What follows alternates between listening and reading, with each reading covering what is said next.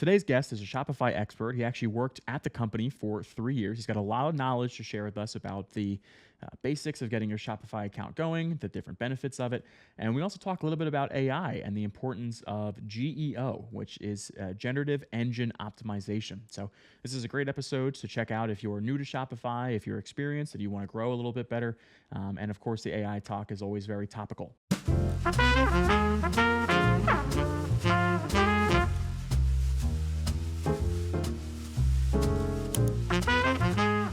Hey, everybody, welcome back to another episode of our Velocity Sellers Podcast. I am your host, Velocity Pete, and today we are joined by Dan Robertson, a customer success lead at Trellis.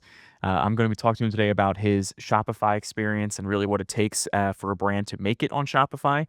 So, for all intents and purposes, today Dan is a Shopify expert, or I'm going to introduce him as a Shopify expert. So, Dan Robertson, the Shopify expert, everybody.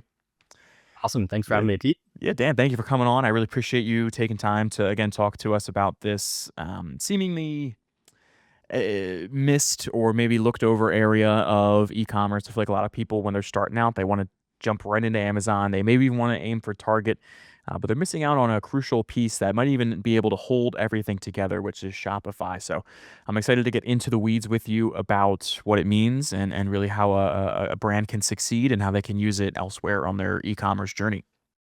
Yeah, no, I'm super excited. I think there's a lot of conversations around omnichannel experience, D2C, Amazon, all these different marketplaces and how they play into one another. So excited to dive into that today.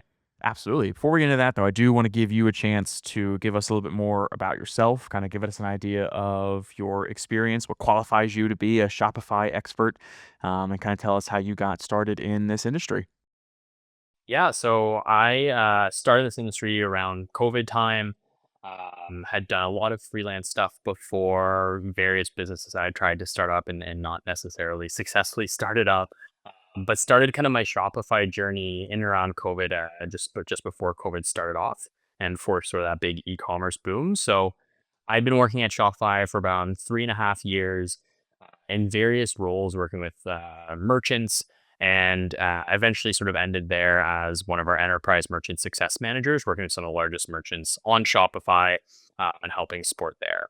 After my time at Shopify, I also worked with a few in a freelance perspective before I ended up landing at Trellis, which is an Amazon uh, automation tooling system for dynamic pricing and advertising, and has since expanded a little bit into that Shopify realm, where we're working with brands and an omni-channel experience and supporting customers throughout that omni-channel experience.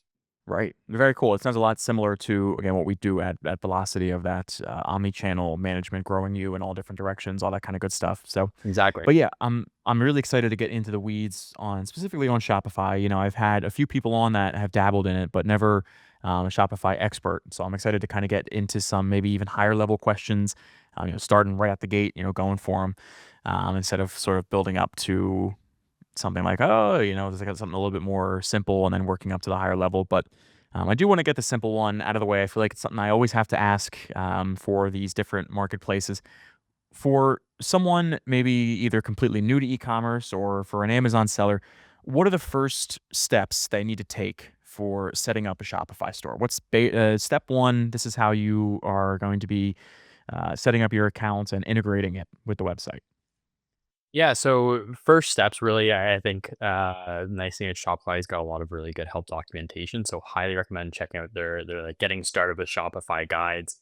But really getting, I think even before you go about whether it's Shopify, whether it's even a different sort of D2C management tool, is understanding what is your end goal with a D2C site, especially coming from the Amazon space to D2C. What are you really trying to do with this D2C? Is it to sell higher margins or get higher margins through your D2C store, own the customer data that you do have for people coming through D2C, uh, diversify your channels, which is always a good thing, and then that can help inform how you go about setting up that channel. Uh, from there, looking at what is my Shopify theme? How am I going to design my store? What type of products am I going to sell in my store? Am I going to have product parity across Amazon, other channels, and D2C? And then going through that store setup process, which will involve creating the account, building out a simple design usually to start with, and starting to build in your product nomenclature and attributes so that you can get started selling those, and then getting through to the payment processing and all that fun stuff. Right. And after, being there, you said what, for 3 years, I wanna say?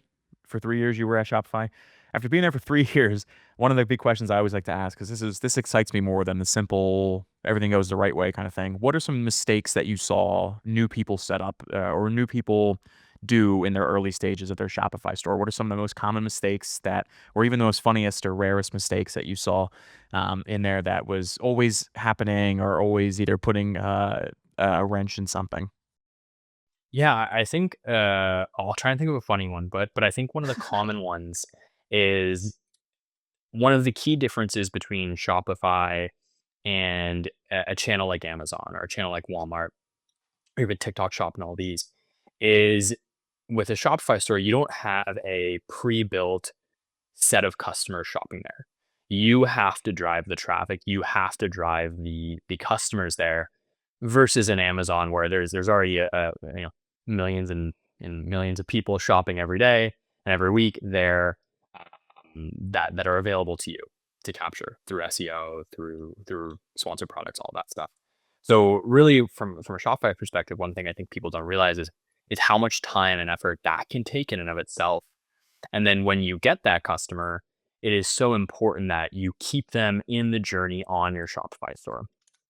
And if not, how do we do that? So making sure your site is optimized, avoiding those, scammy looking pop-ups that might de-incentivize someone, getting even as granular as like when pop-ups show up and having time delays or on exit to make sure you aren't overloading customers with information.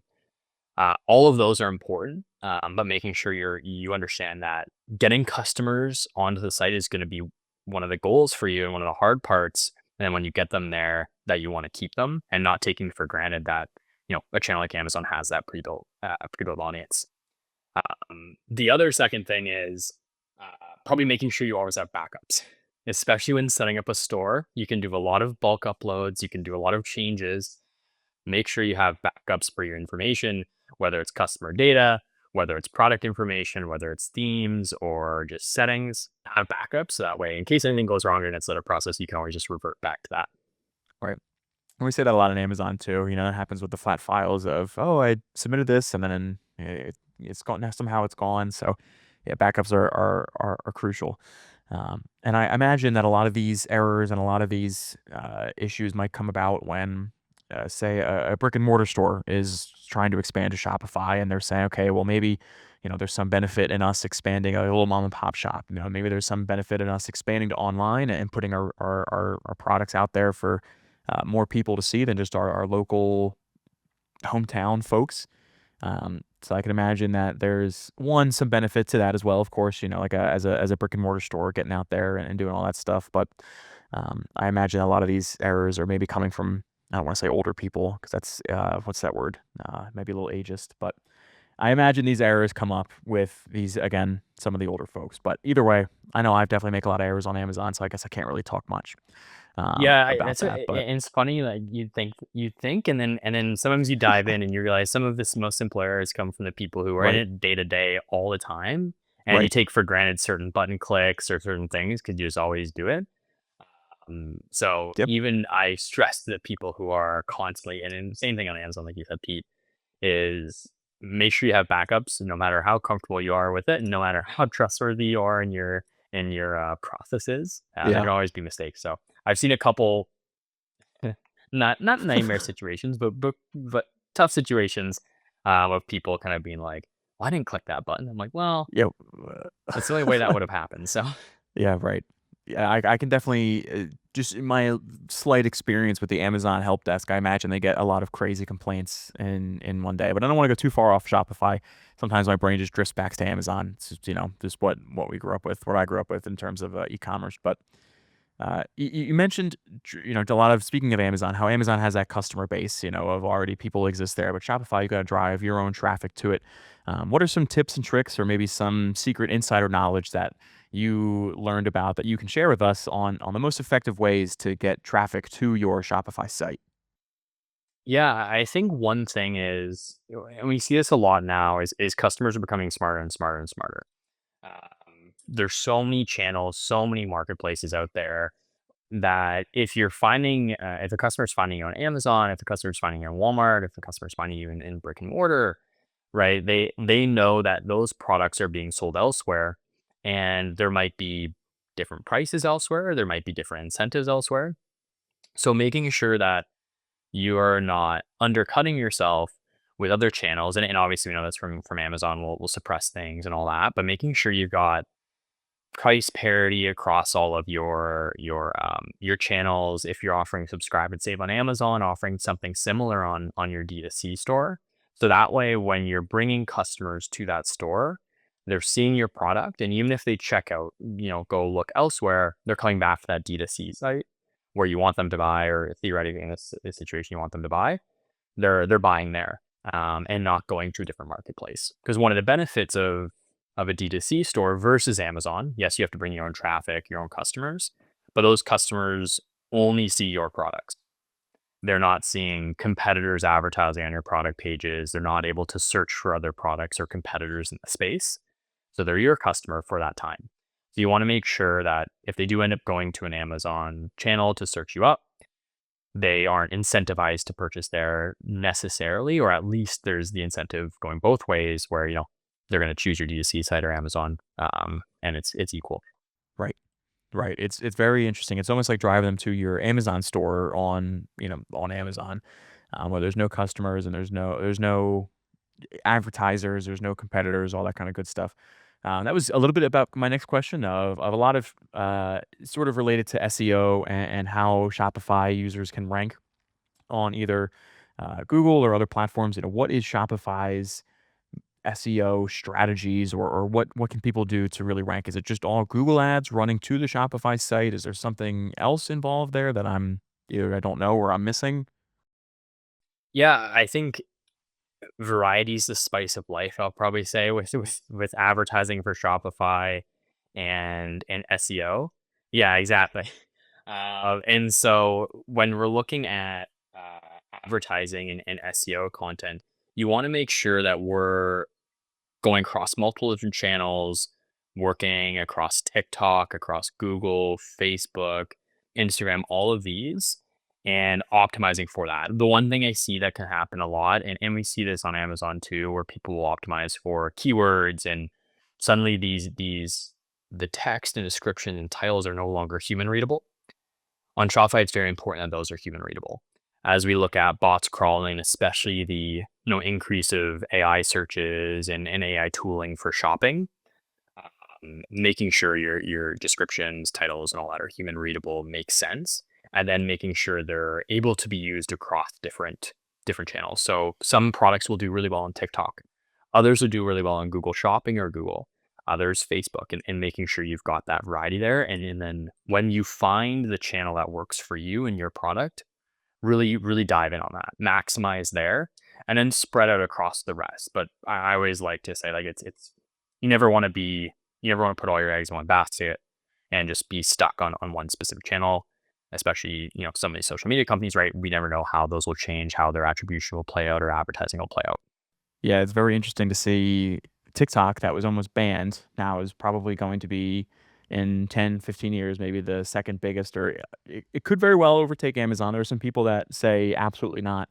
And there are some people that say, yeah, of course it's going to overtake Amazon in terms of shopping. But the changes have been very interesting in the last 2, 3 years. Even before that too, when Amazon was really starting to come up and Shopify was maybe thinking about partnering with them, and there's of course some integrations that you can do that we'll get into maybe next year of just working together and seeing how they come about. I wouldn't be shocked if Amazon reaches out to TikTok in some way and offers to do their fulfillment. I mean, they're the best fulfillers in the country, as far as the Prime 2-day shipping goes. You can't really beat that in a lot of spaces. So maybe that could be coming up. But yeah, as far as the Amazon integrations with Shopify, once you got your Shopify site up and running, it's running smooth. Maybe you're also on Amazon already. Aside from well, even let's include the basics. What are the integrations that you can do to make it easier for customers on your Shopify site to either get their product quicker, or maybe to trust your brand a little bit more when they're off a trusted platform like Amazon or Walmart or anything like that? Yeah, I mean, I think one of the main ones, right, that has recently come around in the past few years is buy with Prime on your Shopify store. For a lot of brands, right, that's when I go back to even talking about, making sure the offer you have on D2C and Amazon is equivalent. That is one of those, and you mentioned it, is like this fast shipping.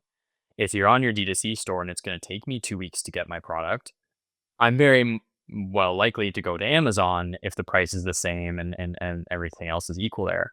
So offering and understanding that not every brand can do 1 day shipping, 2 day shipping. It's tough to fulfill that yourself.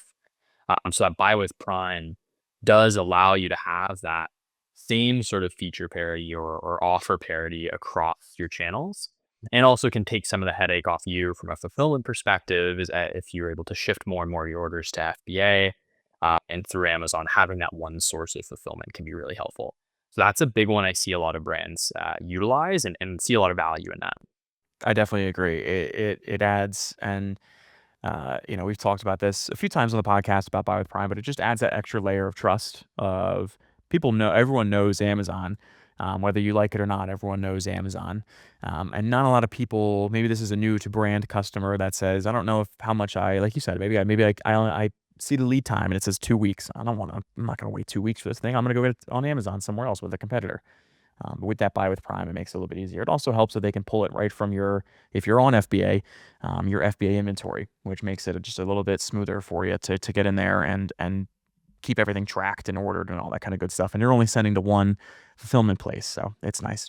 Exactly. Yeah. Yeah, it helps a lot, and I think as we look at really, in my mind, one of the key benefits of D2C is when keeping customers there, you have more control over their behavior, more control over how you reach out to them, more control over the communication and the offers and all of that. And so layering in that level of trust you get with Buy with Prime, but getting the benefit now of having that customer be your customer and not necessarily just an Amazon customer, can be extremely valuable. Yeah. Yeah, and it's again just very interesting to see the progression of partnerships between Amazon and other people and just how they've sort of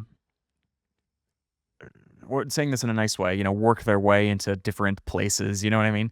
And sort of not infiltrated, but again, partnered, sounds a lot nicer.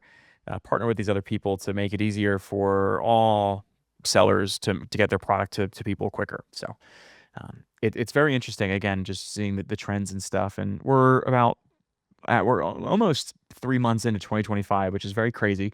To think that March is almost over. It's actually, I meant to put this up in the beginning of the episode and I forgot. Today, as of the recording with Dan, it is March 26th. Baseball is 1 day away. So I've got my return of the Phillies helmet. It's going back on the background here. I had that up last year during the baseball season and then they lost embarrassingly. Oh So I had no. to take it down. But now I'm going to put it back up. And my point with this was we're 3 months into 2025. What are you on your end and Trellis's end? What are you guys seeing trend wise, or what are you seeing change wise that's been going on that Shopify store owners might have to adapt with in 2025? What sort of shifts in, a good way to put this ready is shifts in online behavior? What are you seeing happening that would make some people maybe need to adapt? Yeah, I think it's a great question, Pete. I think I hinted at a little bit earlier, talked about it a little bit earlier, but Hmm. and this has been a trend that's been going on for a long time. But I think given some of the economic concerns and Hmm. just changing times, people are more than ever wanting to make sure they get the best deal, they get the best price, and they get the best Right. product. Right. So when we look at that, it's sort of accelerating this process of consumers becoming smarter and understanding the e-commerce landscape. So suddenly your Amazon and your D2C and your Walmart and your TikTok, they're not siloed channels anymore. Customers are bouncing between them. They're checking out competitors on different ones. They're jumping across all these. And one of the things we're seeing at Trellis more is with that becomes a challenge. You now have the challenge of when I pay for a customer to come to my Amazon store, or when I pay for a customer to come to my Shopify store or any other channel, how do I keep them as a customer from me when they cross across all those different marketplaces and channels? It's very difficult. And a lot of Shopify brands struggle with this. A lot of Amazon brands, I'm sure, struggle with this as well through competitor targeting and jumping to D2C. And how do you attribute that across channels and know when I bring this customer in, I'm bringing them to my Shopify store and maybe they're purchasing on Amazon. That's okay. But I at least use that D2C site as the gateway to my products. And with the advent of AMC and that becoming more popular, there's now ways to connect that Shopify data and build audiences, build reporting that will show the customer journey and allow you to follow those customers throughout the journey through advertising. Yeah. And we talked about this when we first met and spoke about a little bit on your conversion tracking software. So you're able to sort of you're developing something. I don't know if this is top secret classified information. Stop me. But you're able to track conversion events from your Shopify store and kind of see how many people originally came from Amazon or vice versa. I would think not a lot of people are leaving Amazon, but it's definitely possible with like you mentioned, a lot of different avenues now for shopping. It's not just Amazon anymore. You have to be on Walmart, Target. You want to have a Shopify site. Maybe it's something specific to your industry. If you sell sporting goods, you're on Dick's. All that kind of good stuff. So Yeah, and this, we just yeah, to your point right there, we were talking about this prior, and there's all those conversion events that you can track and map now across these channels. And one of the key tools we just kind of launched this at Trellis is something we call Audience Builder Plus. What this is using is AMC audiences, and what it allows you to use is your first party data, whether that's Shopify data, BigCommerce, D2C data, or other channel data to build customer audiences based on those who shopped on your D2C store or who are similar to those who shopped on your D2C store and use them as audiences for Amazon ads and display ads. So the cool thing is, right, if we're looking at that, not only now can you track are people going from my Shopify to my Amazon, but I can also say if someone is shopping on my Shopify store, I want to target them with my Amazon ads. So if they haven't made a purchase. So now we can say if that person leaves Shopify, hit them with my ads on Amazon or DSP. And I'm okay with that because now they're shopping on Amazon and I'll show up above competitors with my ads. And so you can use AMC audiences through that, through our new tool for that.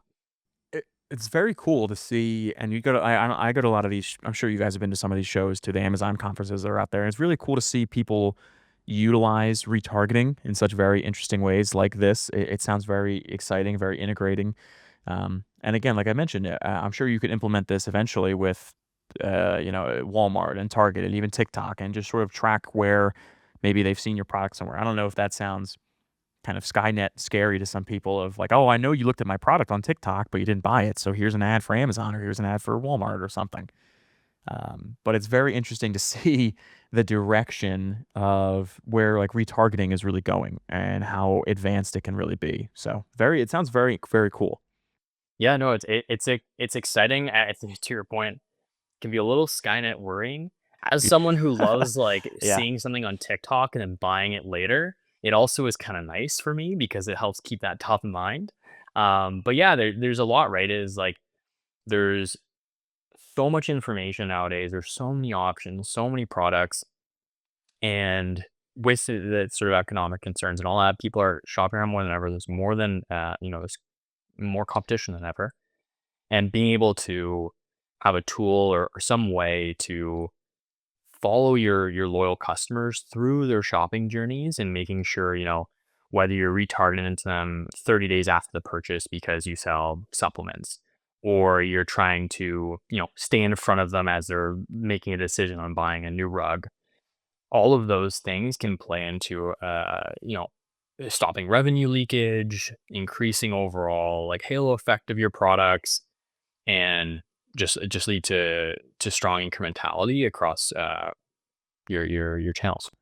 Right. And it's the reason, same reason that Coca-Cola still has to advertise. Um, despite being the most popular soda in the Exactly. world, it's they want to keep you top of mind. They want to make sure, like you said, like I see something on TikTok, and I gave up social media for Lent. So I haven't been on TikTok in a while. Not to brag, not to be one of those people that says, "Oh, I'm not on TikTok. I'm not on Instagram." Um, but to see something somewhere and then think, "Oh, I really could use that," and then to forget about it, but then see it again from an ad, maybe make that conversion. Maybe that ROI is worth it for the company. It sounds like it is. It sounds like it's becoming more and more worth it, these days to say, "Oh, let's do better tracking," even though it's again maybe a little scary, but let's do some better tracking to see how we can go back at them with our products. So And it's interesting, Pete, you'll see it play out. You can see us play out when we look at path to purchase from an advertising perspective, just purely on Amazon. In a lot of ways, the more ad touch points, dependent on a variety of factors. So I'm generalizing here, but in a lot of ways, the more ad touch points customers have, when we look at those customers who went through more and more ad touch points, they'll often have a lower ACoS or cost of acquisition, because as you go through those touch points, your buying intent increases. And so conversion rate increases on those types of customers. So, yes, you may have to serve a sponsored product ad to them. You may have to serve a Google Shopping ad to them, as well as a DSP ad or any of those. But the more touch points, the higher purchase intent of this customer and higher conversion rate. And therefore, it actually decreases the ACoS or the overall cost of advertising for them. right, when I see an ad a million times for the same thing, I'm thinking about it. Maybe it's annoying, but I'm more thinking about it than if I just saw one and then forgot about it. So, And in a the negative inverse of sense. that, right, is you can over advertise, especially if Right. you've bought the product. And so one of Oh, the yeah. cool things there with that audience builder is you can exclude people who bought on your Shopify store or Right. Amazon store. So now when you're targeting them, you're not overwhelming them with ads to constantly be like, it's like, hey, I already bought this on your website. Right. Like, I don't stop It hitting me with the that's Amazon ads. Yeah, I get that with dating apps. I'm engaged. I get apps for like, "Oh, join Tinder, join Hinge." They have all those information on me. They don't know that we're done here. Yeah, yeah. It's very interesting, very interesting. So I always try and click something. Most of the time it's on YouTube. It's like, if I'm watching something, it's on there and it gives me like, "Oh, sign up for Hinge." And I try and always click, "This ad is not for me." Sometimes I don't find that button when in time and then the ad skips. I have an ad blocker too, so I have like 1 second to get in there and really Yeah, do yeah. it. Sorry, YouTube, for admitting that, on camera. Being a fellow creator, I hope people aren't using ad blocks on my site, but I'm using ad blocks on their videos, so whatever. But yeah, no, it's definitely a Goldilocks sweet spot of, how far can we push the envelope enough to make them purchase the product, but not overdo it. And then if they buy it, can we track that and send them something else, like a different kind of product? Like if I bought a razor somewhere, should I now be getting ads for shaving cream or something like that? So Yeah, no, it, exactly, and that's sort of the exact use case we look at when we're looking at that omni-channel advertising. And obviously, at Charles, we're a little bit more Amazon first, but from the Shopify side of things, a lot of Shopify brands look at Amazon in that way as well, where it's important for them to be on Amazon because of the existing customer base. And as we talk about brands migrating from Amazon to Shopify, or adding a D2C channel within their omni-channel kind of strategy, proving out the value and how those work together is super important. You want to be able to know, if I start a D2C site, am I actually sending customers from Amazon to D2C, and am I getting value out of that? And vice versa, if you're a Shopify brand and you're selling on Amazon, is selling on Amazon, having a halo effect on my other channels and the overall brand, and being able to prove that out is super important for brands' growth objectives and their channel strategies. right.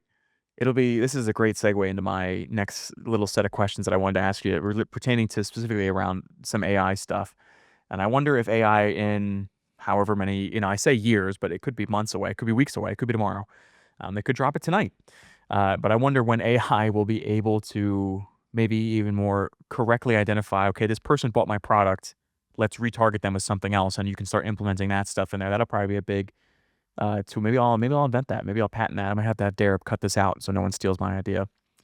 But No, I mean, totally Pete, kidding. will like, we see that too. Like, looking at some of the data available through AMC, one of the things we've started to think about, right, is that the shopper journey through my product lines. how do people interact with my first product? What is that gateway product? And then what does that drive sales to? What are my, the halo rank of that product? And how do you prove that out? How do you prove out how long between first purchase to second purchase to third purchase? And when do you need to get in front of them with advertising? There's a lot of cool stuff with AI and how um, and that AI can help with for looking at that data and then saying, hey, Pete, you got to hit them with this ad for this product after they've purchased this other product of yours, in 20 days. Right. That kinda answers my question, that I was gonna ask for pertaining to what do you think or how do you see AI and automation shaping the future of the Shopify business? It sounds like it's exactly that. Is more accurate retargeting, maybe even more accurate just targeting in general of just looking at people and saying, "Okay, here's exactly what you're looking for. Um, there you go." So, I wonder if is there anything Yeah. else kind of that you're seeing maybe that you can again share. I don't wanna give away any secrets, like I gave away my idea for the patent. But is there anything else AI wise that you can share that you maybe see the future of Shopify and just e-commerce in general moving Mhm. towards? Yeah, I think you hit in on how a few of those, right? Of like giving more strategic advice. I think we look at like bidding systems and advertising systems and content systems, and a lot of those are rules based or algorithms or using some form of AI.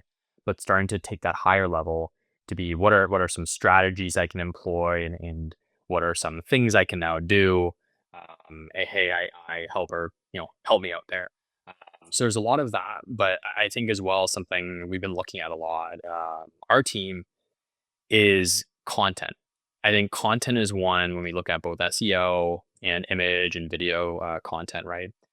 Uh, Content takes a long time to build, and one thing that can keep you ahead of the game and using AI you can do is things like seasonal content, seasonal images, seasonal videos, where you can be quick and fast with those to get in front of customers at the right time. So if we're talking like July 4th, right?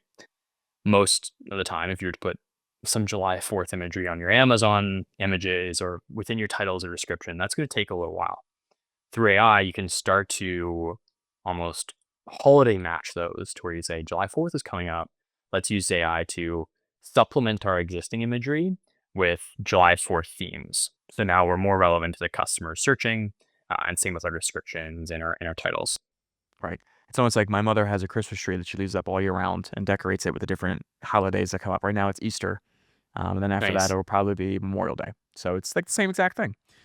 Exactly. No. But the other thing that I was, when I was looking at the other day is GEO, which is new instead of SEO, it's GEO, which is Generative Engine Optimization. Things like getting your product picked up on AI, and when someone, because I think this is becoming more and more the norm now, is that people are going on and saying, "What's the best?" to ChatGPT. I tried it. I offered me a couple of good products. I said, "What's the best product for?" Again, just to take it back to razors because the beard. What's the best uh, a pre-electric razor cream to use for a coarse, long beard? And it gave me a few different options, and I have heard of some of them being in the beard community. And I tried a few more. It was very interesting to see, these different products come up and the ChatGPT recognize and recommend more these products. Is there anything you recommend for succeeding in that and really, again, getting that good spot and getting these different GPTs to recommend you to a customer that might be searching for something like that?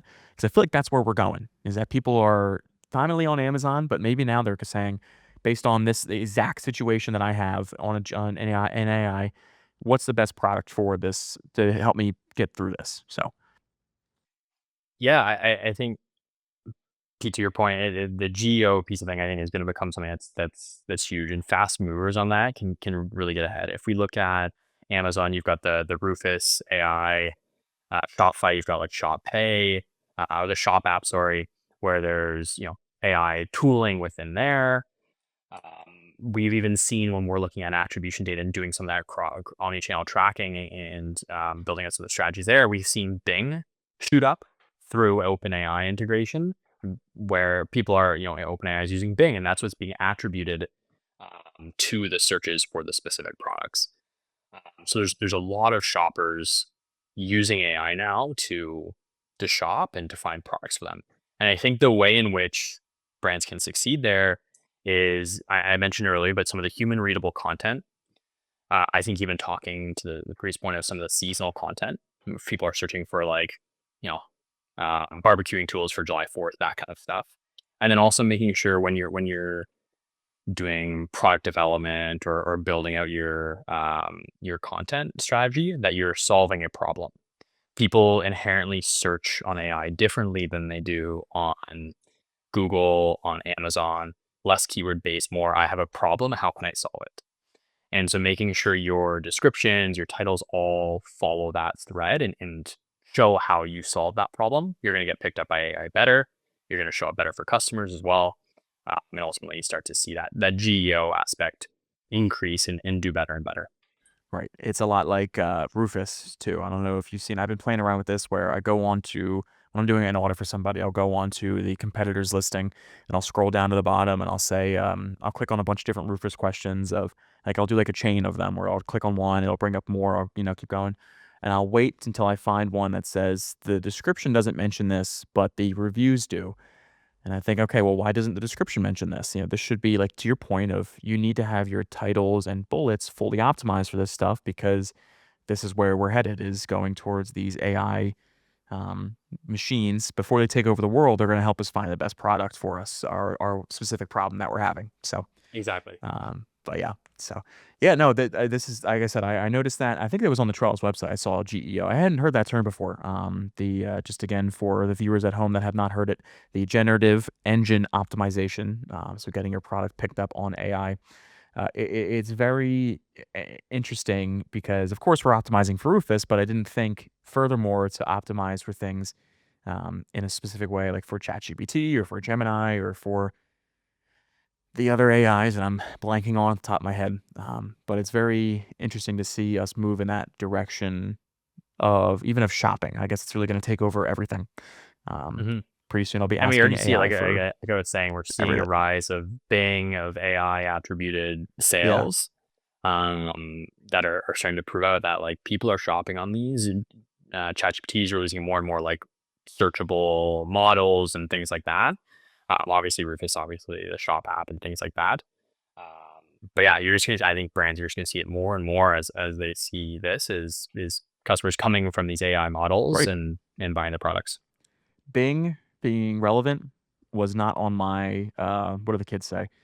Was not on my 2025 bingo card. I did not have that Yeah. on there. I did not think I would see Bing starting to be a little bit more important than it was maybe for the past 5 years. So Yeah, no, it was a shock to us too, right? We were like, "What could this yeah, be?" And then our team was looking into it more and more, and they're like, "Oh, like Microsoft's partnership with OpenAI and some of these right. these models is seeing that spike in Bing searches, and it's getting attributed to Bing, but ultimately it's coming from AI.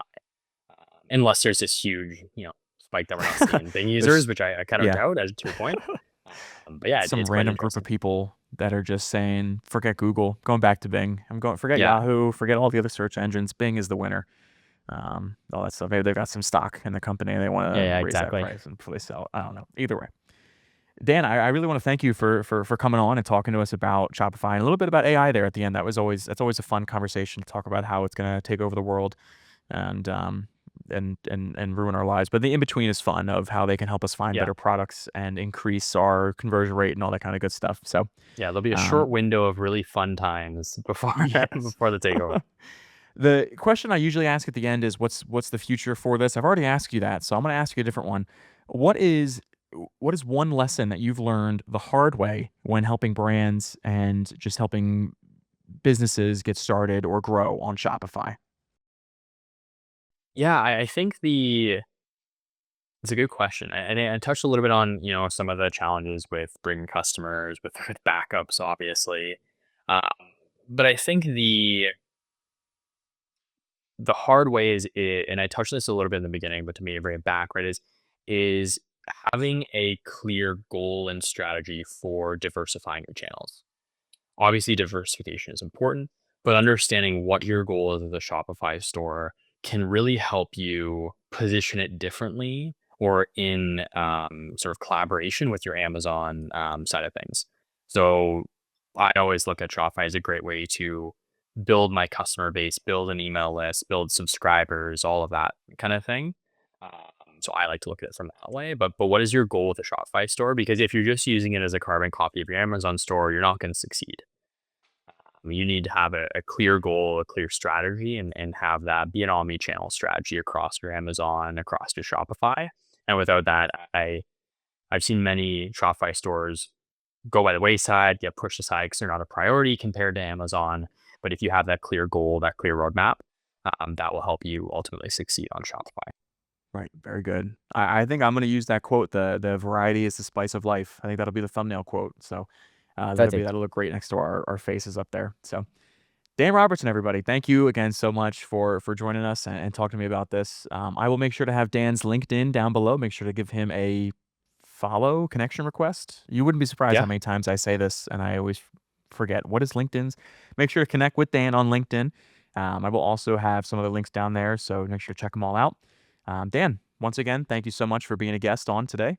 Thank you all for watching. I'm Velocity Pete, and we will see you next week.